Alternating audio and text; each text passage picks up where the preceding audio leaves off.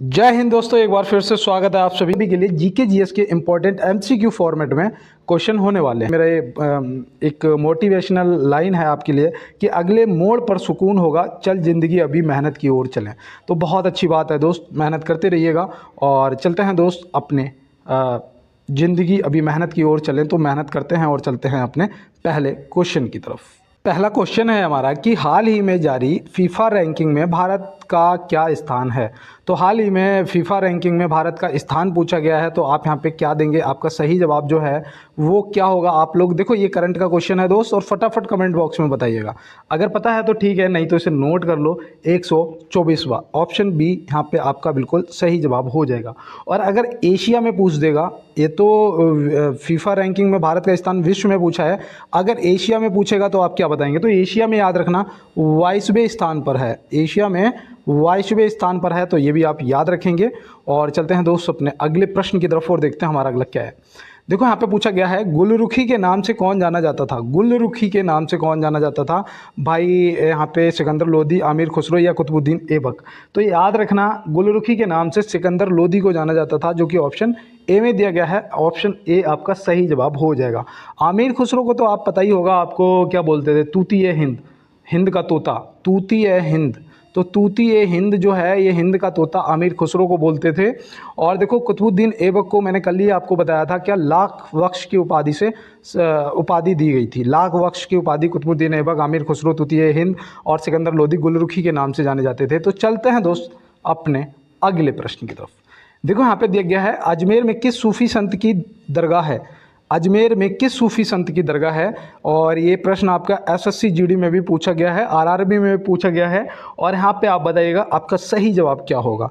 तो बिल्कुल राइट जवाब जो है वो ऑप्शन सी हो जाएगा, ख्वाजा मोइनुद्दीन चिश्ती। ऑप्शन सी बिल्कुल सही जवाब हो जाएगा। और चलते हैं दोस्तों अपने अगले प्रश्न की तरफ और देखते हैं हमारा अगला क्या है। और टारगेट है 30 मिनट में क्लास के सभी क्वेश्चनों को करना है, क्लास को फिनिश करना है। देखो यहाँ पे दिया गया है, संविधान के किस भाग में नीति निर्देशक तत्व का उल्लेख किया गया है? संविधान के किस भाग में नीति निर्देशक तत्व का उल्लेख किया गया है? तो आप यहाँ पे क्या बताएंगे? तो यहाँ पे आपका जो सही जवाब है वो होना चाहिए भाग 4। भाग 4 ऑप्शन सी आपका सही जवाब हो जाएगा। अगर आर्टिकल की बात करें तो आर्टिकल में कहाँ से कहाँ तक नीति निर्देशक तत्व मिलते हैं? तो आप याद रखना 36 से 51 तक। कहाँ? 36 से 51 तक। तो ये भी आप याद रखेंगे अगर आर्टिकल पूछेगा, और भाग पूछेगा तो भाग 4। चलते हैं दोस्त अपने अगले प्रश्न की तरफ। देखो यहाँ पे पूछा गया है, एशिया की अब तक की सबसे ऊंची भूमि कला समूह प्रदर्शनी कहाँ शुरू की गई है?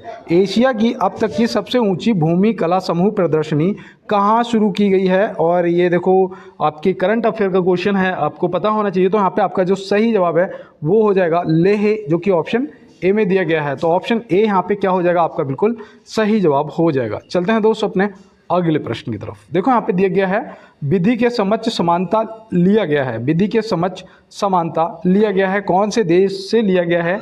आपको यहाँ पे ये बताना है। तो यहाँ पे आपको पता होना चाहिए। यहाँ पे आपका सही जवाब जो है वो होगा ऑप्शन सी, इंग्लैंड।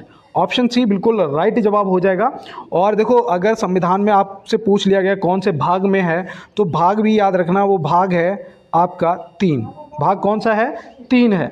आर्टिकल अगर पूछेगा, अनुच्छेद पूछेगा, तो अनुच्छेद आप याद रखेंगे कि अनुच्छेद आपका है यहाँ पे 14। कौन सा अनुच्छेद है? 14। तो ये भी आप याद रखेंगे। और चलते हैं दोस्त इसी के साथ अपने नेक्स्ट क्वेश्चन पे। और पीडीएफ के लिए मैंने बोल दिया है, कमेंट बॉक्स में चेक कर लेना, किसी ने पीडीएफ के लिए अगर बोला हो तो मैंने लिंक शेयर किया होगा, आप तुरंत टेलीग्राम को ज्वाइन कर लेना, बिल्कुल फ्री पीडीएफ आपको उधर मिल जाएगी। देखो यहाँ पे दिया गया है, मूल संविधान में कितनी अनुसूचियाँ थीं? मूल संविधान में कितनी अनुसूचियाँ थीं? तो मूल संविधान में कितनी अनुसूचियाँ थीं यहाँ पे आपको ये बताना है। तो याद रखना, अनुसूचियाँ आपकी 8 थीं, मतलब कि इनमें से कोई नहीं। अनुसूचियाँ कितनी थी? 8 थी, मतलब इनमें से कोई नहीं आपका सही जवाब हो जाएगा। और आर्टिकल अगर पूछेगा मूल संविधान में कितने थे, तो याद रखना वो थे 395। अभी कितने हैं प्रेजेंट में? आप बताइएगा कमेंट बॉक्स में। ये आपके लिए मैं आज HW अपनी तरफ से देता हूँ, ठीक है? आप कमेंट बॉक्स में बताएंगे। और भाग कितने थे? तो भाग थे आपके 22। भाग कितने थे? 22। तो ये भी आप याद रखेंगे। चलते हैं दोस्त अपने अगले प्रश्न की तरफ और देखते हैं हमारा अगला क्या है। देखो यहाँ पे बोला गया है, किस अनुच्छेद के अंतर्गत राष्ट्रपति सर्वोच्च न्यायालय से परामर्श ले सकते हैं? किस अनुच्छेद के अंतर्गत राष्ट्रपति सर्वोच्च न्यायालय से परामर्श ले सकते हैं? तो यहाँ पे आपका वो कौन सा आर्टिकल होगा, कौन सा अनुच्छेद होगा? तो याद रखना वो आपका हो जाएगा वो अनुच्छेद वो 143 143 अनुच्छेद 143 हो जाएगा आपका सही जवाब। अनुच्छेद 164 में क्या दिया गया है? तो याद रखना जो हमारे सीएम होते हैं, मुख्यमंत्री होते हैं, और उनकी नियुक्ति जो है वो अनुच्छेद 164 में दी गई है। और मैं आपको बता दूं कि आपके जो प्रधानमंत्री होते हैं, प्रधानमंत्री और सीएम मुख्यमंत्री, इनकी नियुक्ति होती है, इनकी नियुक्ति होती है। देखो अनुच्छेद 123 क्या है? अनुच्छेद 123 क्या है? तो ये है राष्ट्रपति को अध्यादेश जारी करने की शक्ति दी गई है। राष्ट्रपति जी को अध्यादेश जारी करने की शक्ति दी गई है अनुच्छेद 123 में। तो चलते हैं फिर अपने अगले प्रश्न की तरफ और देखते हैं हमारा यहाँ पे अगला क्या है। देखो यहाँ पे दिया गया है किस अनुच्छेद में उपराष्ट्रपति पद का प्रावधान किया गया है? किस अनुच्छेद में उपराष्ट्रपति पद का प्रावधान किया गया है? तो यहाँ पे आपका सही जवाब क्या होगा? तो देखो पहले तो मैं आपको बताऊं कि यहाँ पे प्रश्न का जवाब तो अनुच्छेद 63 हो जाएगा। अनुच्छेद 63 हो जाएगा आपके प्रश्न का सही जवाब। और देखो अनुच्छेद 61 क्या है? तो अनुच्छेद 61 याद रखना, इसमें राष्ट्रपति जी पर महाअभियोग की कार्रवाई की जाती है अनुच्छेद 61 के तहत। अनुच्छेद 75 क्या है? तो अनुच्छेद 75 में आपके प्रधानमंत्री की नियुक्ति दी गई है अनुच्छेद 75 में, और मुख्यमंत्री की मैंने अभी आपको बताया था 164। और देखो मुख्य न्यायाधीश जो होते हैं उनकी नियुक्ति भी पूछी जाती है, ये कौन से आर्टिकल में दी गई है? तो याद रखना वो आर्टिकल है 76 आर्टिकल, ठीक है। 76 आर्टिकल में मुख्य न्यायाधीश की नियुक्ति दी गई है। तो चलते हैं फिर अपने अगले प्रश्न की तरफ। भारत एक नए राज्य के गठन के लिए अनुच्छेद है। भारत में एक नए राज्य के गठन के लिए अनुच्छेद है। तो कौन सा ऐसा आर्टिकल है जिसके अकॉर्डिंग नए राज्य का गठन किया जाता है? तो यहाँ पे आपका सही जवाब, देखो मैं आपको बताऊं भाग 1 में क्या दिया गया है, आप सभी को पता है। भाग 1 में राज्य एवं उनके अधिकार क्षेत्र दिए गए हैं ना। तो याद रखना जो नए राज्य का गठन होता है वो भाग 1 में आर्टिकल कितना है? 1 से लेकर 4 तक है। तो इसी में अनुच्छेद 3 में नए राज्य का गठन दिया गया है, जो कि ऑप्शन ए हो जाएगा यहाँ पे आपका बिल्कुल सही जवाब। अनुच्छेद 17 क्या है? इसमें अस्पष्टता उन्मूलन संबंधित दिया गया है। अस्पष्टता उन्मूलन ज़्यादातर पूछा जाता है, तो याद रखना अनुच्छेद 17 में दिया गया है। और अनुच्छेद 19 में क्या दिया गया है? इसमें अभिव्यक्ति और भाषण की स्वतंत्रता दी गई है। आपने देखा होगा जो पत्रकार लोग होते हैं बोलते हैं वो आर्टिकल 19 के अकॉर्डिंग बोलते हैं, तो ये आप याद रखेंगे। और चलते हैं अपने अगले प्रश्न पे। देखो यहाँ पे दिया गया है हाल ही में किस राज्य ने एनसीआर की तरह एससीआर गठित किया है? किस राज्य ने एनसीआर की तरह एससीआर गठित किया है? और ये देखो पूछा जाएगा, और ये करंट का क्वेश्चन है। और सबसे बड़ी बात ये है कि ये उत्तर प्रदेश से संबंधित है। उत्तर प्रदेश ऑप्शन ए सही जवाब हो जाएगा। जैसे दिल्ली एनसीआर, वैसे उत्तर प्रदेश में एससीआर गठित किया गया है। तो चलते हैं अपने अगले प्रश्न की तरफ। देखो यहाँ पे दिया है पुडुचेरी को किस वर्ष भारतीय संघ में सम्मिलित किया गया है? पुडुचेरी को किस वर्ष भारतीय संघ में सम्मिलित किया गया है? तो यहाँ पे 1961, 62 या 65। तो यहाँ पे आपका सही जवाब क्या होगा? तो यहाँ पे याद रखना सही जवाब आपका 1962 हो जाएगा, जो कि ऑप्शन बी में दिया गया है। और ऑप्शन बी यहाँ पे आपके प्रश्न का बिल्कुल सही जवाब दोस्त हो जाएगा। और चलते हैं इसी के साथ अपने अगले प्रश्न की तरफ। और देखो 1961 भी यहाँ पे दिया था। 1961 से याद रखना गोवा जो था पुर्तगालियों के अधीन, गोवा को स्वतंत्र कराया था 1961 में, जो कि मुझे 1961 देख के कुछ याद आ रहा था, लेकिन शायद मैं बता नहीं पाया था उस टाइम। देखो यहाँ पे दिया है प्रतिवर्ष विश्व कैंसर दिवस कब मनाया जाता है? विश्व कैंसर दिवस कब मनाया जाता है? प्रतिवर्ष। तो ये देखो इंपॉर्टेंट है, जितने भी दिवस हैं इंपॉर्टेंट वो आप सभी को नोट करते हुए चलेंगे। याद करना है तो आपको लिखना पड़ेगा, और पीडीएफ मैं दे दूंगा, आप अपना टेस्ट दे देना, पता चल जाएगा कि कितने सही हो रहे हैं। तो यहाँ पे देखो, और इसका भी टेस्ट देते हुए चलो, बताना कमेंट बॉक्स में कि आपने कितने सही क्वेश्चन किए हैं। तो यहाँ पे देखो आपका पूछा गया है कि प्रतिवर्ष विश्व कैंसर दिवस कब मनाया जाता है? तो ये 4 फरवरी को मनाया जाता है। कब मनाया जाता है? 4 फरवरी को मनाया जाता है। और देखो यहाँ पे 30 जनवरी को क्या मनाया जाता है? तो शहीद दिवस मनाया जाता है। शहीद दिवस 30 जनवरी को मनाया जाता है, क्योंकि 30 जनवरी 1948 को महात्मा गांधी जी की हत्या नाथूराम गोडसे ने गोली मार के कर दी थी। उस दिन से 30 जनवरी को शहीद दिवस के रूप में मनाते हैं। और देखो 1 दिसंबर को क्या मनाते हैं? तो 1 दिसंबर को एड्स दिवस मनाते हैं। क्या मनाते हैं? एड्स दिवस मनाते हैं। तो ये भी आप याद रखेंगे। और चलते हैं दोस्त अपने अगले प्रश्न की तरफ। देखो यहाँ पे दिया गया है आदित्य L1 लॉन्च हुआ था। आदित्य L1 लॉन्च हुआ था, कहाँ से हुआ था ये आपको बताना है। तो ये कब हुआ था और कहाँ से हुआ था आप कमेंट बॉक्स में बताइएगा फटाफट। तो मैं उम्मीद करता हूँ आपने सही जवाब किया होगा 2 सितंबर 2023। 2 सितंबर 2023 ऑप्शन ए आपका यहाँ पे सही जवाब हो जाएगा। ये कहाँ से किया गया था? तो ये किया गया था श्रीहरिकोटा। श्रीहरिकोटा, तो श्रीहरिकोटा आप याद रखेंगे। देखो यहाँ पे थोड़ा सा दिक्कत हो रही है लिखने में। श्रीहरिकोटा से लॉन्च किया गया था सतीश धवन अंतरिक्ष केंद्र से। सतीश धवन अंतरिक्ष केंद्र से, शॉर्टकट में लिख देता हूँ, सतीश धवन अंतरिक्ष केंद्र से, ठीक है, SDSC याद रखेंगे। और चलते हैं अपने अगले प्रश्न की तरफ। देखो यहाँ पे दिया है इकाना स्टेडियम कहाँ स्थित है। इसका नाम भी बदल दिया गया है। क्या आपको पता है? अगर पता है तो बताइएगा कमेंट बॉक्स में, नहीं तो नोट करिएगा। इकाना स्टेडियम जो है ये लखनऊ में स्थित है। ऑप्शन बी यहाँ पे सही जवाब, राइट आंसर हो जाएगा। अब देखो इसका नया नाम जो है वो कर दिया गया है भारत रत्न श्री अटल बिहारी वाजपेयी इकाना क्रिकेट स्टेडियम। तो थोड़ा लंबा था, मैंने नहीं लिखा, एक बार फिर से सुन लो। भारत रत्न श्री अटल बिहारी वाजपेयी इकाना क्रिकेट स्टेडियम लखनऊ, तो ये आप याद रखेंगे। चलते हैं अपने अगले प्रश्न की तरफ और बदले हुए नामों को भी एक बार चेक कर लेना गूगल पे जाके दोस्त, क्योंकि ये आपके लिए एक क्वेश्चन जरूर लाएंगे। और देखो यहाँ पे दिया गया है कहाँ पर पहला अंतर्राष्ट्रीय समुद्र तट महोत्सव आयोजित हुआ। तो कहाँ पर पहला अंतर्राष्ट्रीय समुद्र तट महोत्सव जो है वो आयोजित हुआ है, तो यहाँ पे आप क्या बताएंगे? तो यहाँ पे आपका जो सही जवाब है वो हो जाएगा केरल, जो कि ऑप्शन बी में दिया गया है। और ये देखो करंट के क्वेश्चन है इस टाइप के आपके 2023 और 20 से लेके 2024 तक, यहाँ तक आपको सभी क्वेश्चन करंट के मैं कंप्लीट करवाता हुआ चलूँगा। और चलते हैं दोस्तों अपने अगले प्रश्न पे। देखो यहाँ पे दिया गया है विश्व का सबसे बड़ा रेलवे प्लेटफॉर्म है। विश्व का सबसे बड़ा रेलवे प्लेटफॉर्म है। तो आप भी अपने भाई को सपोर्ट करने के लिए यार एक बार जितने भी मेरे नए पुराने दोस्त जुड़े हुए, आप बहुत अच्छा सपोर्ट कर रहे हो, खूब भर भर के लाइक कर रहे हो, सब्सक्राइब कर रहे हो, तो आप सभी को यार मेरे तरफ से तहे दिल से धन्यवाद। और थोड़ा सा यार क्लास को शेयर भी कर दिया करो। और यहाँ पे देखो पूछा गया है विश्व का सबसे बड़ा रेलवे प्लेटफॉर्म, आपका सही जवाब जो है, राइट आंसर है वो क्या होगा? तो याद रखना हुबली। हुबली जो है ऑप्शन बी आपका सही जवाब हो जाएगा। अब मैं पूछना चाहता हूँ कि हुबली जो है ये कहाँ पर स्थित है? हुबली जो है ये कौन से राज्य में पड़ता है? तो आप क्या बताएंगे? ये कर्नाटक में पड़ता है। कहाँ पर पड़ता है दोस्त?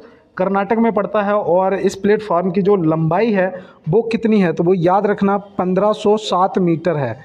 1507 मीटर मतलब कि 1.5 किलोमीटर है ना। तो चलते हैं फिर अपने अगले प्रश्न की तरफ और देखते हैं हमारा अगला प्रश्न क्या है। तो यहाँ पे दिया गया है हाल ही में पद्म श्री पुरस्कार विजेता कमला पुजारी का निधन हुआ है, वह कहाँ की थी? हाल ही में पद्म श्री पुरस्कार विजेता कमला पुजारी का निधन हुआ है, वह कहाँ की थी? तो आप क्या बताएंगे? उत्तर प्रदेश, बिहार या उड़ीसा, या इनमें से कोई नहीं? तो यहाँ पे जो आपके प्रश्न का सही जवाब है वो होना चाहिए ओडिशा। क्या होना चाहिए? उड़ीसा, जो कि ऑप्शन सी में दिया गया। तो ऑप्शन सी यहाँ पे क्या हो जाएगा? सही जवाब हो जाएगा। और इन्हें पता है जैविक खेती के लिए ये मशहूर है, जैविक खेती के लिए इन्हें मशहूर थी और इन्हें पद्म श्री पुरस्कार भी दिया गया है। और मैं ये बता दूं कि इनकी जो उम्र थी वो थी 74 वर्ष की थी और इनका निधन हो गया है। और हो सकता है ये आपसे पूछ लिया जाए। चलते हैं अपने अगले प्रश्न पे। देखो यहाँ पे दिया है जौनपुर की स्थापना किसने की थी? जौनपुर की स्थापना किसने की थी? तो यहाँ पे आपका सही जवाब क्या होगा? तो यहाँ पे जो आपसे पूछा जा रहा है उसका बिल्कुल राइट आंसर होगा फिरोज शाह तुगलक। फिरोज शाह तुगलक। अब मैं आपको बताऊं इनका चचेरा भाई था मोहम्मद बिन तुगलक। जो इनका भाई था मोहम्मद बिन तुगलक, इसकी याद में इन्होंने जौनपुर की स्थापना की थी। और मैं आपको बता दूं इसका नाम जौनपुर क्यों रखा था, वो उसका भी एक रीज़न था। उसका रीज़न ये था कि इसका जो नाम था ना वो था जॉन खान। क्या था? जॉन खान। वास्तविक नाम जो था वो था जॉन खान। तो जॉन खान नाम था, इसलिए जौनपुर की स्थापना की थी। तो इसको आप याद रखेंगे, आपके लिए मोस्ट इम्पोर्टेंट है। ठीक है, तो चलते हैं दोस्त। और उसके साथ में देखो यहाँ पे याद आ गया मुझे कि सिकंदर लोधी दे रखा है। सिकंदर लोधी ने आगरा की स्थापना की थी। आगरा की जो स्थापना है वो अगर पूछा जाएगा किसने की थी, तो आगरा की स्थापना सिकंदर लोधी ने करी थी। चलते हैं दोस्त अपने अगले प्रश्न पे। मेघालय की राजधानी है, मेघालय की राजधानी है, मेघालय की राजधानी कोहिमा, मुंबई या तिरुवनंतपुरम। तो यहाँ पे ऑप्शन कौन सा होगा आपका बिल्कुल राइट। देखो यहाँ पे मैं आपको एक हिंट दे दूँ, राज्यपाल, राजधानी और उनके सीएम, ठीक है, राज्यों के सीएम, ये आपसे ज़रूर पूछे जाएंगे। एक प्रश्न आपसे 110% पूछा जाएगा। अब आप यहाँ पे बताओ कि मेघालय की राजधानी क्या है। तो मेघालय की राजधानी कुछ लोगों ने कोहिमा बता रहे हैं, कुछ लोग तिरुवनंतपुरम बता रहे हैं, लेकिन यहाँ पे सभी का जवाब गलत है। इनमें से कोई नहीं, इनमें से कोई नहीं, ऑप्शन डी हो जाएगा सही जवाब। क्योंकि मेघालय की जो राजधानी है वो है शिलांग। क्या है? शिलांग है। तो ये आप ध्यान रखेंगे, क्या है? शिलांग है। कोहिमा जो है ये किसकी राजधानी है? कोहिमा जो है ये किसकी राजधानी है? तो ये है नागालैंड की।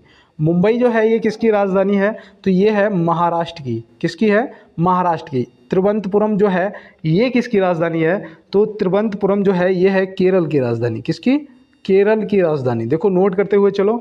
और कर्नाटक की राजधानी बताओ, कर्नाटक की, तो वो है बेंगलोर। कर्नाटक की राजधानी बेंगलोर है। और मध्य प्रदेश की राजधानी क्या है? मध्य प्रदेश की, तो मध्य प्रदेश की जो राजधानी है वो है भोपाल। क्या है? भोपाल। और देखो भोपाल में भारत भवन भी स्थित है, भोपाल में भारत भवन भी स्थित है, ये भी आप याद रखना। चलते हैं दोस्त अपने अगले प्रश्न पे। देखो यहाँ पे दिया गया है, नाबार्ड की स्थापना किस वर्ष हुई थी? नाबार्ड की स्थापना किस वर्ष हुई थी? तो यहाँ पे देखो ये आपके लिए इम्पोर्टेंट भी है और आपको मुख्यालय भी पता होना चाहिए। नाबार्ड का मुख्यालय भी पता होना चाहिए और स्थापना भी पता होनी चाहिए। तो याद रखना 1982 12 जुलाई, 1982 12 जुलाई सही जवाब हो जाएगा। और इसका जो मुख्यालय है वो है मुंबई में। और मुंबई को भारत की आर्थिक राजधानी के रूप में भी जाना जाता है। और साथ में बता दूं कि सपनों का शहर भी इसका उपनाम है एक, ये भी आप याद रखेंगे। देखो यहाँ पे दिया गया है, भारत में सर्वप्रथम एशियाई खेल हुए थे। भारत में सर्वप्रथम एशियाई खेल हुए थे, कहाँ, कब हुए थे और कहाँ पर हुए थे? पहले तो ये बताओ। तो भारत में सर्वप्रथम एशियाई खेल जो हैं ये आपके हुए थे 1951 में। 1951 ऑप्शन ए यहाँ पे आपका सही जवाब हो जाएगा। और मैं देखो यहाँ पे थोड़ा सा पेन चेंज करता हूँ, बहुत देर हो गई इसे यूज करते हुए। पहले तो याद रखना कि 1951 में हुआ था। और कहाँ पर? तो याद रखना दिल्ली में। कहाँ पर?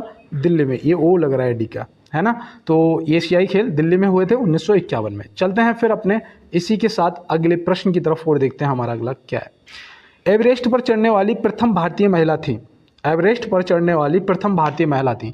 अब कुछ लोग इसमें संतोष यादव को टिक करेंगे और कुछ लोग इसमें बछेंद्री पाल को टिक करेंगे। तो यहाँ पे आपका जो सही जवाब है ना, बिल्कुल सही जवाब टिक करना है यार। पेपर के अंदर ऐसी गलती नहीं करनी और जल्दबाजी तो बिल्कुल भी मत करना, वरना माइनस मार्किंग के हत्थे चढ़ गए तो दिक्कत हो जाएगी, है ना। वो जब डसती है तो कहीं का नहीं छोड़ती, चालान करता है सीधा, ठीक है। तो बछेंद्री पाल। अब देखो संतोष यादव जी से याद रखना है, ये लगातार 2 बार चढ़ने वाली महिला है, ये लगातार 2 बार चढ़ने वाली महिला हैं। और विजय लक्ष्मी जी से आप याद रखेंगे, ये प्रथम राजदूत थी, भारत की प्रथम राजदूत थी विजय लक्ष्मी जी। और इनको रूस में तैनात किया गया था, रूस। तो ये आप याद रखेंगे पहली। तो चलते हैं अपने अगले प्रश्न की तरफ और देखते हैं हमारा अगला क्या है। देखो यहाँ पे दिया है, खजूरी गुड़ को जीआई टैग मिला, किस राज्य से संबंधित है? देखो जीआई टैग आपके लिए इंपॉर्टेंट है। तिरंगा बर्फी पता ही होगा, बनारस पूछा जाएगा, तिरंगा बर्फी जरूर पूछा जाएगा। और देखो पान भी पूछा जाएगा, बनारस।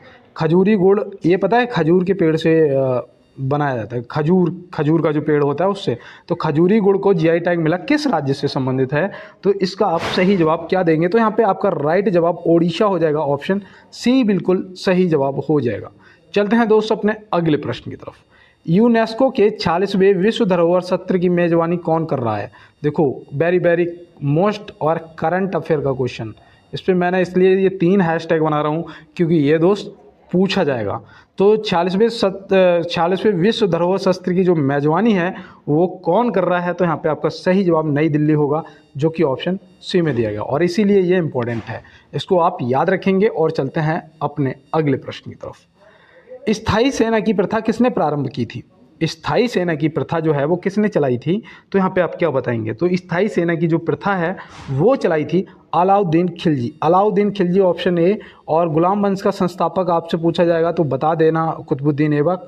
और बाबर जो था ये मुग़ल वंश का संस्थापक था, मुग़ल वंश का संस्थापक गुलाम वंश का कुतुबुद्दीन ऐबक। इसने कुतुब मीनार बनाई थी जिसका कार्य पूरा इल्तुतमिश ने कराया था। इल्तुतमिश की पुत्री का नाम रज़िया सुल्तान था, जो कि बहुत ज़्यादा बार पूछा जाता है। और ये भारत की एक पहली महिला शासिका थी, ये भी आप याद रखेंगे। तो इस प्रकार से आप प्रश्नों को याद रखेंगे। और चलते हैं दोस्त अपने अगले प्रश्न की तरफ। यहाँ पे पूछा जा रहा है कि पाकिस्तान शब्द का जन्मदाता कौन था। पाकिस्तान शब्द का जन्मदाता कौन था। तो यहाँ पे आपके प्रश्न का सही जवाब जो है वो क्या हो जाएगा, तो याद रखना चौधरी रहमत अली, ऑप्शन सी यहाँ पे बिल्कुल सही जवाब हो जाएगा। तो चलते हैं दोस्त अपने अगले प्रश्न की तरफ और देखते हैं हमारा अगला क्या है। देखो यहाँ पे दिया गया है बुद्ध चरित्र की रचना किसने की थी। बुद्ध चरित्र की रचना किसने की थी।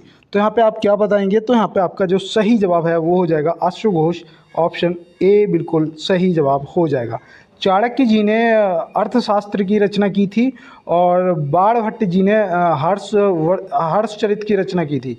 हर्षचरित्र की रचना बाणभट्ट जी ने की थी। अर्थशास्त्र जो थी चाणक्य ने की थी, बुद्ध चरित्र अश्वघोष ने की थी। तो ये सब आप याद रखेंगे। और चलते हैं दोस्त अपने अगले प्रश्न की तरफ। और देखो यहाँ पे पूछा गया है बृहदेश्वर मंदिर का निर्माण किसने कराया था। बृहदेश्वर मंदिर का जो निर्माण है वो किसने करवाया था। तो ये प्रश्न देखो रेलवे में कई बार पूछा जा चुका है, याद रखना राजराज प्रथम, ऑप्शन बी यहाँ पे सही जवाब हो जाएगा। देखो यहाँ पे दिया गया है कि नालंदा विश्वविद्यालय के संस्थापक थे। नालंदा विश्वविद्यालय के संस्थापक कौन थे। तो यहाँ पे जो सही जवाब है वो हो जाएगा सम्राट कुमार गुप्त, ऑप्शन सी यहाँ पे आपका सही जवाब हो जाएगा।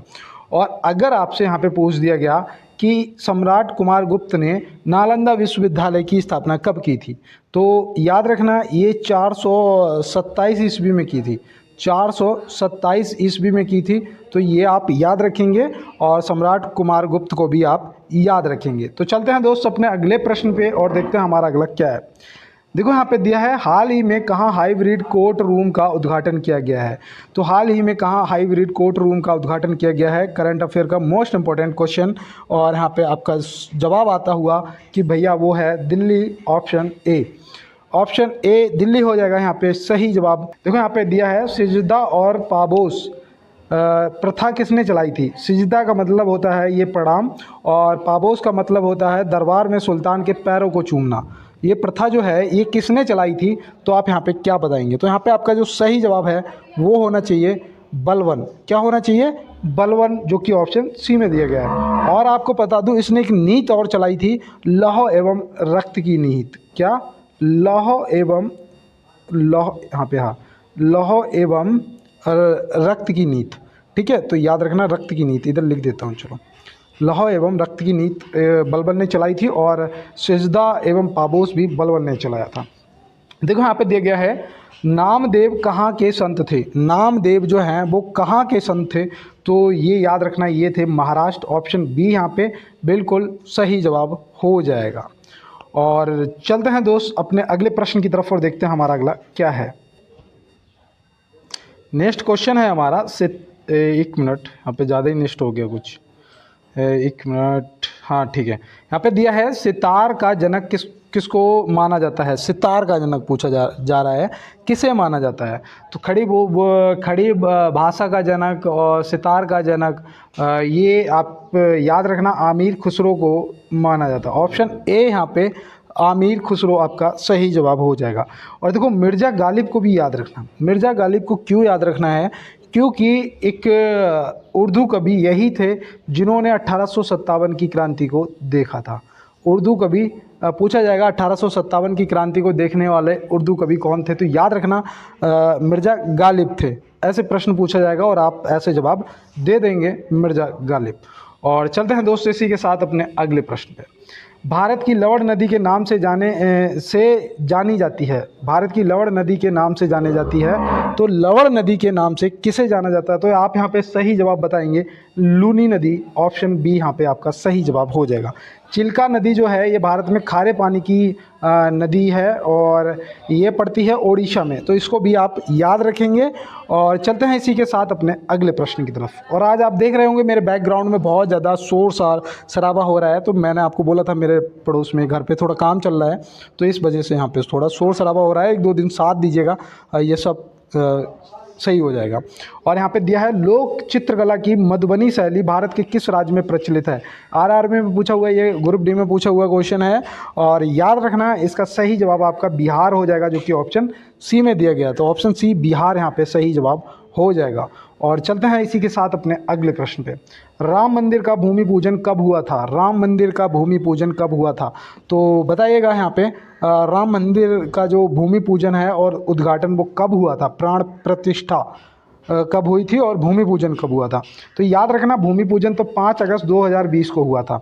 और इसका भूमि पूजन जो है वो किसने किया था ये भी पूछा जा सकता है, तो याद रखना प्रधानमंत्री जी ने किया था, हमारे प्रधानमंत्री जी ने किया था। और देखो यहाँ पे आपसे वो भी उद्घाटन भी पूछ सकता है, तो वो तो सभी को पता होगा 22 जनवरी 2024, 22 जनवरी 2024 ये हुआ था प्राण प्रतिष्ठा भूमि, जिसको उद्घाटन भी आप बोल सकते हो, तो ये आप याद रखेंगे। और देखो जब भगवान जी का नाम आ ही गया है तो एक बार यार राम जरूर टाइप कर दें। देखो जिसको कोई आपत्ति है वो ना करे, लेकिन जिसे आपत्ति नहीं है वो कर सकता है, ठीक है। और यहाँ पे दिया है गुदई महाराज का संबंध किस वाद्य यंत्र से है? गुदई महाराज का संबंध किस वाद्य यंत्र से है? तो आप यहाँ पे क्या बताएंगे? तो याद रखना तबला से, ऑप्शन ए यहाँ पे बिल्कुल सही जवाब हो जाएगा। और चलते हैं इसी के साथ अपने अगले प्रश्न की तरफ। देखो यहाँ पे दिया गया है किस सिख गुरु ने अमृत सरोवर नामक एक नए नगर की स्थापना की? अमृत सरोवर, ये बताइएगा नाम किसका है, वो नगर कौन सा है? अब इस ऐसे तो आप इस नगर को नहीं जानते होंगे, तो याद रखना ये जो अमृत सरोवर है ना, ये नाम है अमृतसर का। किसका? अमृतसर का नाम है अमृत सरोवर, ठीक है, याद रहेगा ना। अब इसकी स्थापना किसने करी थी? प्रश्न पे आते हैं, तो याद रखना श्री गुरु रामदास जी ने, ऑप्शन ए यहाँ पे आपका राइट जवाब हो जाएगा। और यहाँ पे आप याद रखेंगे कि ये जो गुरु थे ये सिख धर्म में चौथे गुरु थे, ये चौथे गुरु थे। गुरु नानक देव प्रथम गुरु थे और गुरु गोविंद सिंह जी 10वें गुरु थे। और सिख धर्म में एक चीज़ और याद रखना, 11वें गुरु जो है गुरु ग्रंथ साहिब जी को घोषित किया गया था। और ये कब किया गया था ये भी याद रखना, 1708 में किया गया था। कब? 1708 में किया गया था, तो इसको भी आप याद रखेंगे, इम्पोर्टेंट है आपके लिए। चलते हैं दोस्त अपने अगले प्रश्न पे। सूफी संत किस धर्म से विकसित हुआ? सूफी संप्रदाय किस धर्म से विकसित हुआ? सूफी संप्रदाय किस धर्म से विकसित हुआ? तो ये इस्लाम धर्म से विकसित हुआ था, ऑप्शन बी यहाँ पे सही जवाब हो जाएगा। और चलते हैं इसी के साथ अपने अगले प्रश्न की तरफ। ऋग्वेद में कुल अध्याय मंडल हैं, कितने मंडल हैं? ऋग्वेद में कितने मंडल हैं? तो यहाँ पे आप क्या बताएंगे? 10 मंडल हैं। कितने मंडल हैं? 10 मंडल हैं। सूक्तों की संख्या अगर पूछेगा तो याद रखना सूक्तों की संख्या 1028 है। सूक्तों की कोई याद कर रहा है मुझे, सूक्तों की संख्या जो है वो 1028 है। और चलते हैं दोस्त अपने अगले प्रश्न की तरफ और देखते हैं हमारा अगला क्या है। अरे क्या हुआ इसको, देखो यहाँ पे दिया गया है इस्लाम धर्म के संस्थापक पैगंबर मोहम्मद का जन्म किस वर्ष हुआ था? इस्लाम धर्म के संस्थापक पैगंबर मोहम्मद का जन्म किस वर्ष हुआ था और कहाँ पर हुआ था बताइएगा। तो इनका जो जन्म है वो 570 ईस्वी में हुआ था, ऑप्शन सी यहाँ पे सही जवाब हो जाएगा, 570 ईस्वी। और इनका जो जन्म है वो हुआ था मक्का में, मक्का मदीना याद आया कुछ? तो मक्का में हुआ था, ठीक है। और चलते हैं इसी के साथ अपने अगले प्रश्न की तरफ। किसको वर्ष 2024 का लता दीनानाथ मंगेशकर पुरस्कार मिला है? किसको वर्ष 2024 का लता दीनानाथ मंगेशकर पुरस्कार मिला है? ये देखो आपका करंट का क्वेश्चन है और आपके लिए ये इम्पोर्टेंट भी है, तो याद रखना ये मिला है अमिताभ बच्चन जी को, जो कि ऑप्शन ए में दिए गए हैं अमिताभ बच्चन, बिल्कुल सही जवाब हो जाएगा। और चलते हैं दोस्त इसी के साथ अपने अगले प्रश्न की तरफ और देखते हैं यहाँ पे हमारा अगला क्या है। देखो यहाँ पे बोला गया है बायोकॉम सत्याग्रह कहाँ चलाया गया था? बायोकॉम सत्याग्रह कहाँ चलाया गया था? ये आपके लिए इम्पोर्टेंट है, आप बताइएगा। तो याद रखना बायोकॉम जो है ये चलाया गया था केरल में, और कब चलाया गया था ये भी पता होना चाहिए। तो याद रखना ये यहाँ पे सही जवाब हो जाएगा 1924 से 25, ठीक है, 1924 से 25। 1924-25। ठीक है, तो ये आप याद रखेंगे। और चलते हैं इसी के साथ अपने अगले प्रश्न की तरफ और देखते हैं हमारा अगला प्रश्न क्या है। तो यहाँ पे दिया गया है, भारत में इस्पात का उत्पादन सर्वप्रथम कब प्रारंभ हुआ? भारत में इस्पात का उत्पादन सर्वप्रथम कब प्रारंभ हुआ? तो यहाँ पे जो सही जवाब है वो याद रखना 1913, जो कि ऑप्शन सी में दिया गया है। 1913 ऑप्शन सी बिल्कुल सही जवाब हो जाएगा। और चलते हैं इसी के साथ अपने अगले प्रश्न की तरफ और देखते हैं हमारा अगला क्या है। पहले औद्योगिक सम्मेलन किस वर्ष आयोजित किया गया था? पहले औद्योगिक सम्मेलन किस वर्ष आयोजित किया गया था? तो यहाँ पे जो सही जवाब है वो यहाँ पे आपका होना चाहिए 1907, ऑप्शन बी बिल्कुल सही जवाब हो जाएगा। पहला औद्योगिक सम्मेलन किस वर्ष आयोजित किया गया था? 1907 में किया गया था। तो इसी के साथ चलते हैं दोस्त अपने अगले प्रश्न की तरफ और देखते हैं हमारा अगला क्या है। देखो यहाँ पे पूछा गया है, शांति निकेतन कहाँ स्थित है? शांति निकेतन जो है वो कहाँ स्थित है? तो आप क्या बताएंगे? पश्चिम बंगाल, ऑप्शन ए यहाँ पे आपका जो है बिल्कुल सही जवाब हो जाएगा। और इसकी जो स्थापना है वो रविंद्रनाथ टैगोर जी ने की थी। और कब की थी तो वो भी याद रखना, 1901 में किया था। कब किया था दोस्त? 1901 में किया था। और यहाँ पे आप याद रखना कि भारत भवन भोपाल में है, जो कि मैंने अभी आपको बताया था कि भारत भवन कहाँ है। तो भारत भवन जो है वो आपका भोपाल में है। भारत भवन कहाँ है? भोपाल में है। और विजय स्तंभ कहाँ है? तो विजय स्तंभ जो है वो चित्तौड़गढ़ में है। विजय स्तंभ जो है वो कहाँ है? चित्तौड़गढ़ में है। तो इसको भी आप याद रखेंगे। और चलते हैं इसी के साथ अपने अगले प्रश्न पे और देखते हैं हमारा अगला क्या है। देखो यहाँ पे बोला गया है, भारत और अफगानिस्तान के बीच सीमा रेखा को क्या कहते हैं? भारत और अफगानिस्तान के बीच सीमा रेखा को क्या कहते हैं? तो याद रखना, देखो यहाँ पे तीनों याद रखना। भारत और अफगानिस्तान के बीच तो डूरंड रेखा है, जो कि ऑप्शन सी में दिया गया है। और रेड क्लिफ रेखा जो है वो भारत और पाकिस्तान के बीच में है। और भारत और चाइना के बीच में मैकमोहन रेखा है। तो इन तीनों रेखाओं को याद रखना, हो सकता है कि आपसे पूछ लिया जाए। चलते हैं अपने अगले प्रश्न की तरफ। भारतीय संसद का उद्घाटन किसने किया था? भारतीय संसद का उद्घाटन किसने किया था? तो यहाँ पे देखो मैं आपको बताऊं, अगर नई संसद का पूछेगा तो हमारे प्राइम मिनिस्टर साहब ने किया था। हमारे माननीय नरेंद्र मोदी जी ने किया था, हमारे प्राइम मिनिस्टर जी ने। और यहाँ पे पुराने नाम दे रखे हैं, लॉर्ड कैनिंग, इरविन और मैकाले। तो इनमें याद रखना, जो पुरानी संसद थी उसका इरविन ने किया था। ऑप्शन बी यहाँ पे सही जवाब हो जाएगा। और अगर पूछ दिया जाएगा कि कब किया था, तो याद रखना 18 जनवरी 1927 को किया था। कब किया था? 18 जनवरी 1927 को किया था। कब किया था? 18 जनवरी 1927 को किया था। तो चलते हैं दोस्त अपने अगले प्रश्न की तरफ और देखते हैं हमारा अगला क्या है। भारत की संसद में एक भी दिन ना जाने वाले प्रधानमंत्री थे। भारत की संसद में एक भी दिन ना जाने वाले प्रधानमंत्री कौन थे? तो वो थे चौधरी चरण सिंह जी, जो कि ऑप्शन बी में दिए गए हैं। और ध्यान रखना, इनकी समाधि स्थल का नाम भी याद रखना, जो कि आपसे पूछ लिया जाता है, किसान घाट। क्या है? किसान घाट। ये भी आप याद रखेंगे। और आज आप लोगों ने बहुत अच्छा सपोर्ट किया, सभी दोस्तों ने पूरे क्वेश्चनों को किया है और कमेंट बॉक्स में सभी का जवाब भी दिया है। तो आप सभी को बहुत बहुत धन्यवाद दोस्त। और बेस्ट ऑफ लक, आप सफलता को ज़रूर हासिल करेंगे एक दिन। और आप भी अपने भाई को यार एक बार सपोर्ट कर दो, लाइक वाला बटन दबा दो। थोड़ा मोटिवेट हो जाता हूँ, बढ़ जाता है, अच्छा लगता है कि मेरे दोस्त मुझे लाइक कर रहे हैं। और चैनल को सब्सक्राइब तो आप सभी कर रहे हो, बहुत अच्छी बात है।